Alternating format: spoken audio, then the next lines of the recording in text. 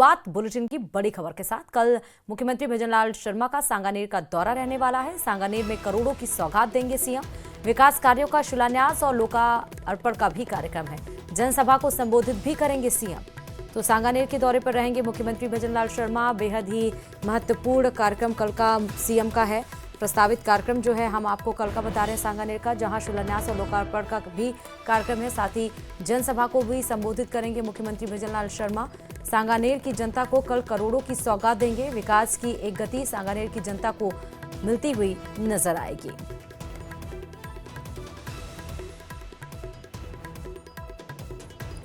तो सांगानेर के दौरे पर रहेंगे मुख्यमंत्री भजनलाल शर्मा। इस वक्त की बड़ी खबर आपको बता रहे हैं।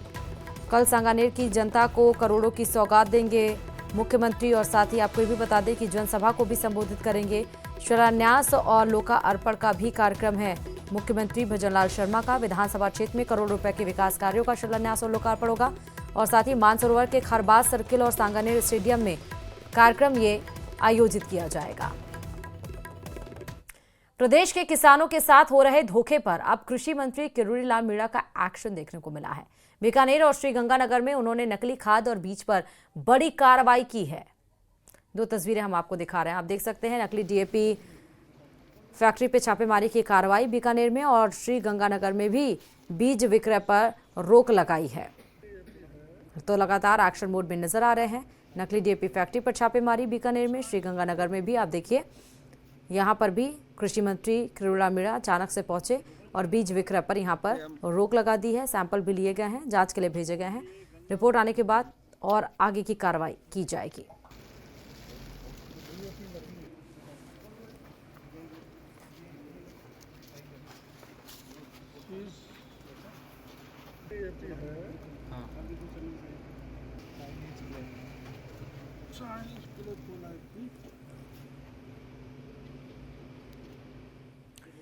शनिवार को नागौर से कपासन जा रहे आरएलपी सुप्रीमो हनुमान बेनीवाल ने अजमेर में एक ऐसा बयान दिया जिससे सूबे का सियासी पारा चढ़ गया। बेनीवाल के बयान पर आज प्रदेश बीजेपी अध्यक्ष मदन राठौर ने कड़ा पलटवार किया है। देखिए रिपोर्ट।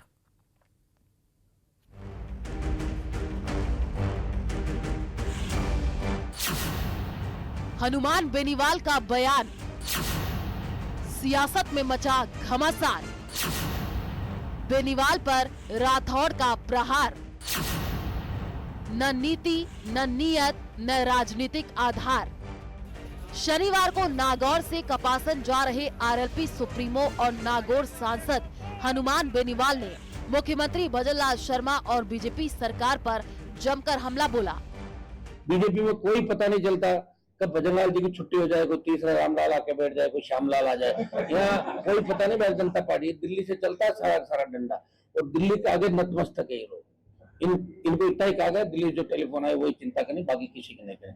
भारतीय जनता पार्टी के अंदर बड़ा विद्रोह हो सकता है, इतना ही मैं आपको कह सकता हूँ। बेनीवाल ने कहा कि राजस्थान में इस समय बीजेपी और कांग्रेस के बीच मिली भगत का खेल चल रहा है।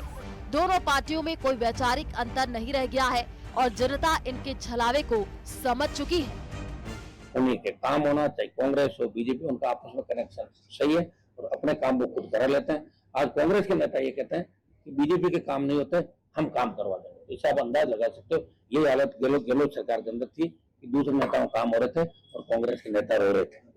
तो यही हालत है दोनों पार्टियों का। सूबे की सरकार पर बेनीवाल का विस्फोटक बयान बीजेपी को पलटवार के लिए मजबूर कर गया।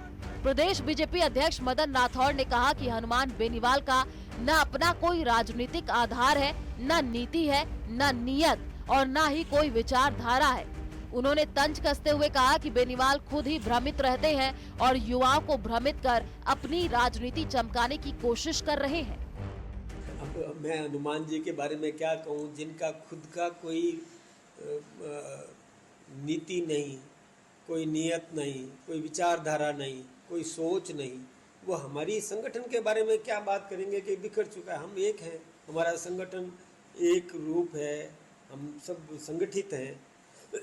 जो खुद कभी भ्रमित होते रहते हैं, वो उनके बारे में मुझे क्या जवाब देना है। बेनीवाल बीजेपी और कांग्रेस के बीच मिलीभगत का आरोप लगाकर थर्ड फ्रंट खड़ा करने की वकालत करते रहे हैं।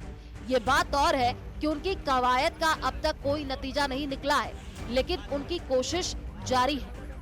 वैसे भी सियासत संभावनाओं का खेल कही गई है, तभी बेनीवाल तीसरे मोर्चे की संभावना तलाशने से बाज नहीं आ रहे।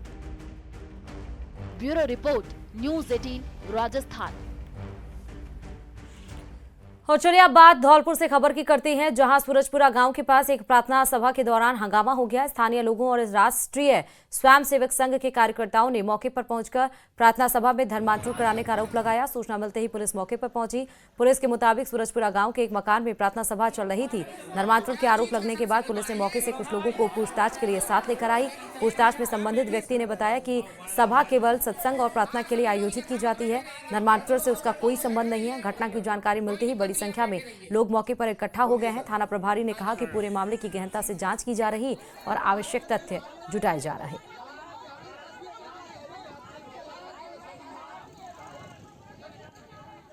यहाँ आया जैसे 4-5 साल से तो हम देख रहे हैं, यहाँ आके धर्म परिवर्तन किया है पहले तो। दूसरे नंबर हमारे गांव में कई लोग हैं, वो भी इन्होंने जोड़ लिए हैं। ऐसे इतवार को यहाँ से मीटिंग करने के बाद जाते हैं तो हम लोग दिखते हैं, तो ये क्या है, अपने देवी देवताओं से भी अवित्र बात करते हैं। एक हमारे गांव का राजकुमार है, वो कई बार उसने देवी देवता के बारे में उल्टी सीधी उप बात करी है, पर अपन सोच समझ के रह जाते हैं। पर कई लोग, काफ़ी समय से मुझे सूचना है, मैंने कई बार मीडिया को भी बोला और कई बार मैंने जो भी हमारे संगठन चलते हैं हिंदूवादी, उनको भी मैंने बताया कि ये यहाँ पर ये धर्मांतरण वाला ये बहुत बड़ा एजेंडा चल रहा है। ये क्या है, ये गरीब जो शोषित जो लोग हैं, जो उनको बरगलाते हैं, उनको भड़काते हैं। भड़काने के बाद में जो हमारे हिंदू धर्म के, जो सनातन धर्म के जो भी पूजनीय देवी देवता हैं, उनके खिलाफ ये क्या है कि बहुत मतलब अनैतिक बातें करते हैं। और वास्तव में पुलिस ने जो हम जिसके लिए हम बोल रहे थे, उस आदमी को, जो मुख्य आदमी जो प्रवचन कराता था, धर्म विरुद्ध जो बोलता था, उसको पुलिस प्रशासन के द्वारा अरेस्ट कर लिया गया है। पुलिस उससे पूछताछ कर रही है। साथ ही में राजस्थान पुलिस धौलपुर एवं प्रशासन से उम्मीद भी करते हैं हम सभी लोग कि इस तरह की घटनाएं नहीं हों। टोंक शहर में नाबालिग छात्रा से छेड़छाड़ और धर्म परिवर्तन के लिए धमकाने का विरोध करने के बाद कोचिंग संचालक से मारपीट मामले में एक्शन तेज है। कोतवाली पुलिस ने मुख्य आरोपी ताहिर मेवाती और सहयोगी फैज मियां से घटना की मौका तस्दीक कराई। पुलिस दोनों आरोपियों को कोचिंग लेकर पहुंची। पुलिस ने आरोपियों से घटनाक्रम की विस्तार से जानकारी ली।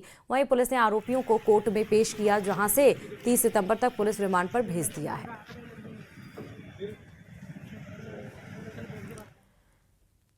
आरएसएस विजयादशमी से शताब्दी वर्ष के कार्यक्रमों की शुरुआत करेगा। 100 वर्ष पूरे होने से पहले प्रधानमंत्री मोदी ने मन की बात में आरएसएस का जिक्र किया और राष्ट्र और समाज निर्माण में आरएसएस के योगदान की सराहना की। देखिए रिपोर्ट।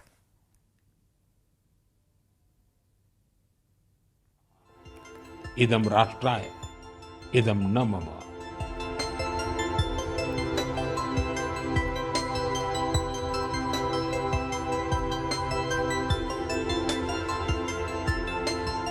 परम पूज्य डॉक्टर हेडगेवार जी ने इस विषय में मंथन करना शुरू किया और फिर इसी भगीरथ कार्य के लिए उन्होंने 1925 में विजयादशमी के पावन अवसर पर राष्ट्रीय स्वयंसेवक संघ की स्थापना की। केशव बलिराम हेडगेवार के निधन के बाद माधव सदाशिव गोलवलकर ने राष्ट्र सेवा के महायज्ञ को आगे बढ़ाया। परम पूज्य गुरुजी कहा करते थे, राष्ट्राय स्वाहा इदम राष्ट्राय इदम न मम। यानी ये मेरा नहीं है, ये राष्ट्र का है। इसमें स्वार्थ से ऊपर उठकर राष्ट्र के लिए समर्पण का भाव रखने की प्रेरणा है। प्रधानमंत्री नरेंद्र मोदी की जुबान से आरएसएस की 100 वर्ष की अभूतपूर्व और प्रेरणादायक यात्रा की सराहना के गहरे मायने हैं। दरअसल इस वर्ष राष्ट्रीय स्वयंसेवक संघ अपने 100 वर्ष पूरे होने पर 2 अक्टूबर से शताब्दी वर्ष मनाने जा रहा है, जो अगले वर्ष विजयादशमी तक मनाया जाएगा।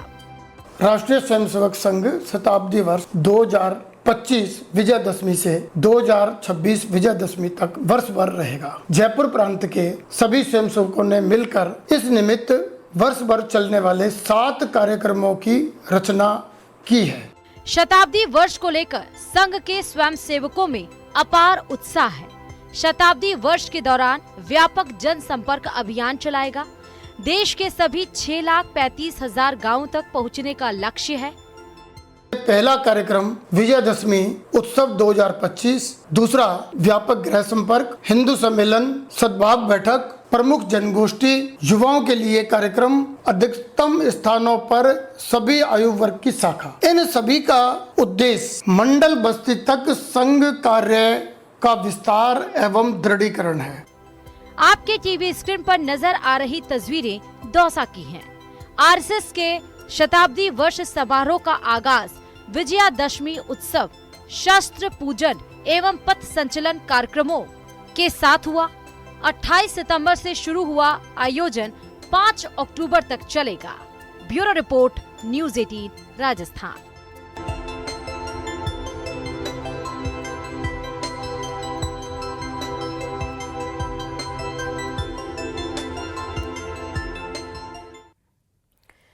भाजपा के पूर्व प्रदेशाध्यक्ष और हरियाणा भाजपा प्रभारी सतीश पुनिया बाड़मेर जिले में एबीवीपी के प्रतिभा सम्मान समारोह में बतौर मुख्य अतिथि शामिल हुए।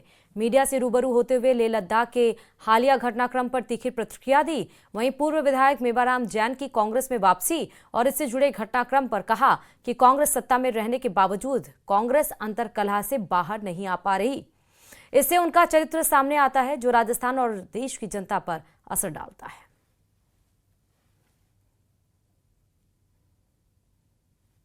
लड़ाई है, यानी एक अच्छी भली स्थापित सरकार, उसके खिलाफ मुद्दे गढ़ना। और इसके पृष्ठभूमि में जाएंगे तो राहुल गांधी से लेकर तमाम लोगों का चरित्र सामने आ ही रहा है कि किस तरीके से विदेशों में जाके भी देश के संविधान के, लोकतंत्र के, सरकारों के खिलाफ बोलते हैं। तो देश में ऐसी शक्तियां काम कर रही हैं कि जो देश को तोड़ना चाहती हैं। ऐसी घटनाएं होती हैं देश में, अपवाद स्वरूप कई जगह इस तरीके की घटनाएं होती हैं। लेकिन जो मैंने कहा, अपने भाषण में भी कहा है कि देश की एक इनर स्ट्रेंथ है, जमीनी ताकत है कि देश किसी भी न नारे में आएगा, न बुलावे में आएगा, न देश टूटेगा। ये केवल बाड़मेर क्यों, पूरे प्रदेश में और देश में भारतीय जनता पार्टी को मजबूत करने का क्रमगत रूप से, परंपरागत रूप से काम होता ही आया है और हम सब जगह की समग्र चिंता करते ही हैं। यदि उसमें कोई कमी खामी दिखती होगी तो मैं प्रदेश के और बाकी लोगों के संज्ञान में लाऊंगा।